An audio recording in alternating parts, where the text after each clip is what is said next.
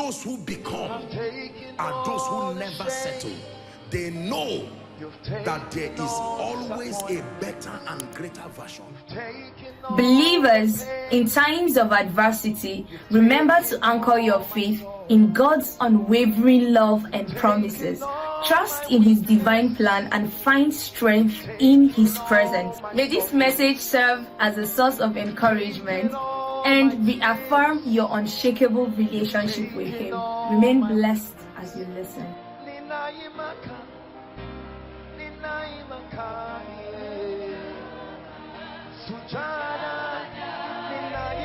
I've had the honor and the privilege, by the grace of God, to be around people who were diagnosed with terminal diseases, or people who they literally knew that they were on their way going. I've had the honor of praying with them. I've had some healed miraculously, but in all fairness, there are others that I prayed and I knew that probably these people, their time was up.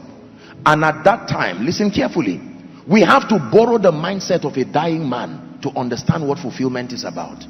Once you are not a dying man, you cannot really comprehend the wisdom behind seeking fulfillment. You have to borrow the thinking, the last minute of a man who is alive, who is transiting the earth. There is something about that wisdom you must capture, and that is what will help us tonight. What does a dying man look for?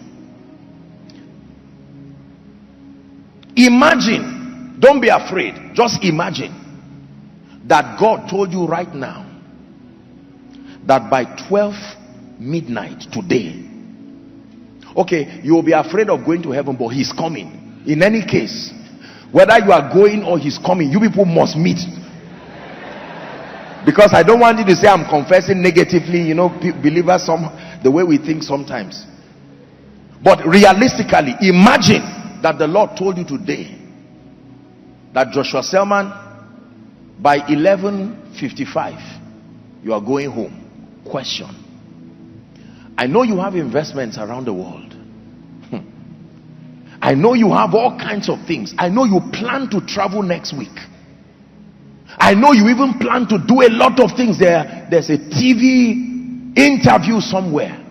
But what will become your point of focus with that knowledge? Just one information was passed to you, that you have 3 more hours in this life, and that's it.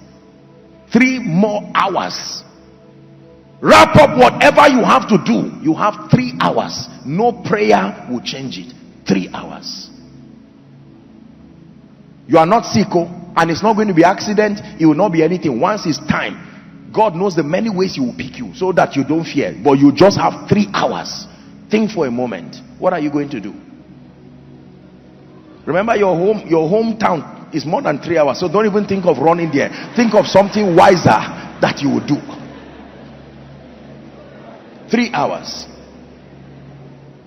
I'm about to share something else with you, and then we'll pray. That's why I'm asking you this question. Do you know, I will tell you this, I can give you an idea of what will happen to you. In that moment, I give you a guarantee.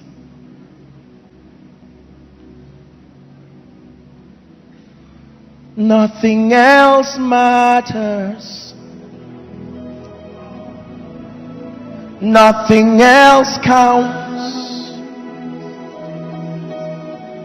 I'm in the presence of my Maker.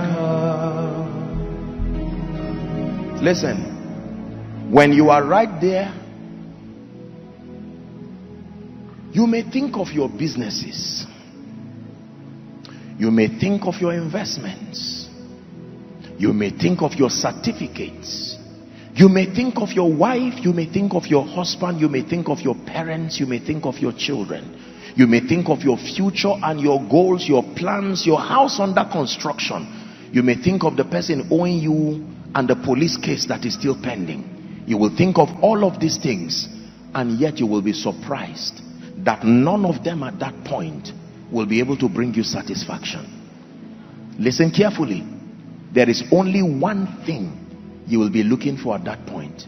When you stand with the consciousness that I have only 3 hours to live in this life, there is only one thing you will look for. It is called peace. Write it down. John 14:27. The peace of God. Please write it down. Everybody write it down. You know, remember, 3 hours to end your life, and yet it is not another degree you want. It is not another political office you want. 3 hours, it is timing. By now it will be less than the 3 hours. It is not whether you like it or not. Non-negotiable. 3 hours. Then you will now have the wisdom to look for what you would have spent your entire life really looking for. The thing you are looking for at the point of death is what you should find first in your life, and have the privilege of enjoying it. Because I will tell you, in that security, in that variety, in that significance, in that acceptance, in that sense of growth, in that sense of achievement, all of them are various ways of saying the same thing. This is one thing you are looking for: peace. How come you only find it when you are hours to the end of your life, whereas that is really what you need even from the start of your life? And can you imagine that it is available even before you find any of these things? That you can have it without a car, you can have it without a child, you can have it without a church, and yet we ignore it.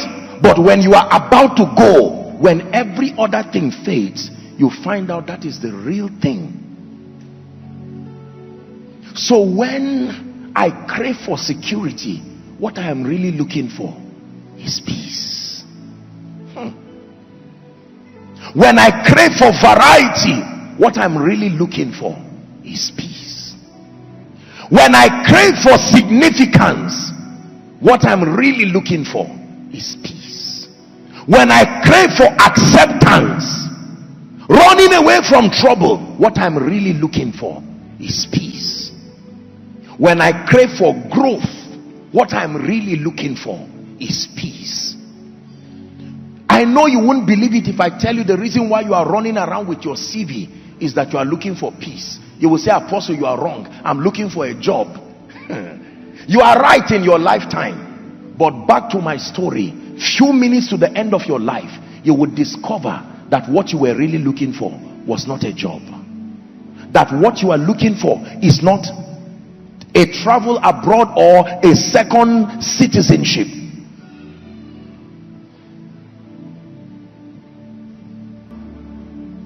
John 14 and verse 27. Listen to what Jesus the wise has to tell you. Dear one who has been given the gift of life, peace I leave with you. My peace I give to you, not as the world giveth, give I unto you. He said, let not your heart be troubled, neither let it be afraid. I have given you something. The fear that comes as a result of lack of a job.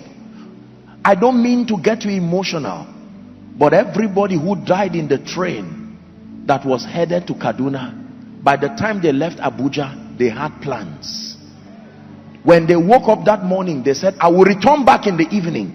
And when I return, honey, I'm rushing down to Kaduna to do something quickly. I just want to check my building. And they did not know that they had 3 hours left. I know you may not see the wisdom in what I'm teaching you today. I'm not saying you will die, but I'm giving you wisdom that is greater than investments. Wisdom. Can I tell you this? It is a waste of time to suspend your pursuit for peace until you find a house. It is a waste of time to suspend your pursuit for peace until you have children. It is a waste of time to suspend your pursuit for peace until you have money. None of those things have the power to give you peace. I can tell you. They may carry with them expressions of conveniences that may minister security, may minister variety, but security, variety, significance, love and acceptance, growth and advancement, impact and contribution are psychological ways of looking for the same thing. Peace. Jesus said, I've given it to you. I don't give you when you finish your degree. I don't give you when you finish your master's. I don't give you when you finish your PhD. I don't give you when you become a professor. I don't give you when you are 60 years. Right where you are, before you even start your journey, you can carry the peace of God. When you find a house, it's just an added advantage, but peace is there. Even if the house goes, your peace remains. As God grants you children, you are celebrating the children and dancing, but not without your peace. Can I tell you, no matter what you lose, you did not lose if what you have left is peace. But no matter what you gain, hear me, you really lost if you lost your peace on the way. Many of you start with that gift of peace. You throw it away to look for a wife.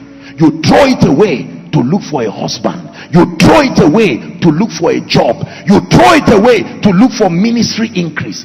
At the end of it, watch what you have. Children, a name, a private jet, money in your account in various currencies, a political position, titles, qualifications, no peace. Where did you keep it? And you find out that you left it in 1980. You threw it when you began your journey looking for other things. And at the end of your life, you will say, house, give me fulfillment. And house says, not my assignment. Degree, give me fulfillment. It is not my assignment. All of them will say, my assignment is only to give you success. Once we help you to become successful, our mission is finished in your life. What then gives me fulfillment? Peace.